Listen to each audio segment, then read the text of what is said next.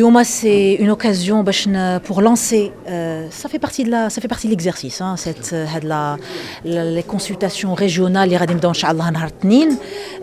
غنبداوها في العيون مي غادي نجمعوا toutes les régions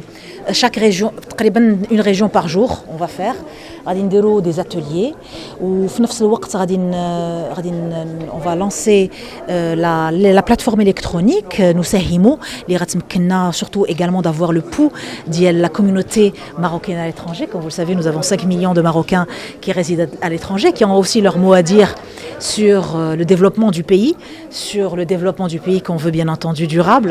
Le développement du pays qu'on veut durable, bien entendu, comme je l'ai dit dans ma présentation, pour tenir compte des agendas et des ODD 2030, mais surtout également tenir compte de ce qui a été fait, de ce qui a été dit dans le nouveau modèle de développement, de ce que nous avons entendu,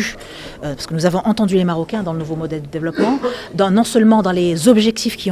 avaient été dessinés par le nouveau modèle, mais également par la manière de travailler. C'est une nouvelle manière de rapprocher, bien entendu,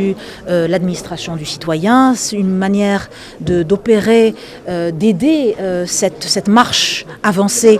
du Maroc dans notre dynamique de régionalisation avancée, permettre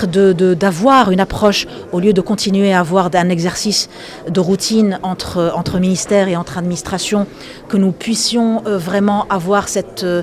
stratégie nationale de développement durable qui soit définie par le citoyen et les citoyennes. Je n'oublie pas les femmes, bien entendu, dans cette approche. Je pense que nous avons, en 2023, il est grand temps d'adopter une version qui ressemble au Maroc, une version nouvelle de la stratégie nationale de développement durable qui ressemble aux Marocains et aux Marocaines. Et vous allez le voir, Inch'Allah, il n'y a pas eu de prolongement de la durée de la stratégie en tant que telle, mais je pense qu'il va y avoir des questions, et c'est une question qui avait été soulevée déjà en avril 2022, notamment par les régions, qui veulent avoir des discussions très sereines, mais aussi très informés sur des questions, par exemple, de la fiscalité du développement durable, la question de la taxe, des taxes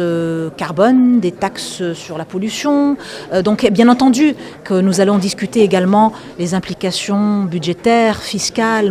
monétaires, parfois même, de cette trajectoire de développement durable, d'autant plus que nous ne sommes pas seuls dans ce monde et que le monde est en mouvement. Les taux d'intérêt sont en train de remonter, comme vous le savez. La souveraineté financière du pays est presque, sinon plus importante que d'autres types de souveraineté. Nous sommes dans une perspective où il faut absolument intégrer toutes ces stratégies et toutes ces politiques sectorielles, et nous ne pouvons plus faire l'économie d'une approche intégrée et horizontale qui prenne en compte tous les besoins des Marocains et des Marocaines.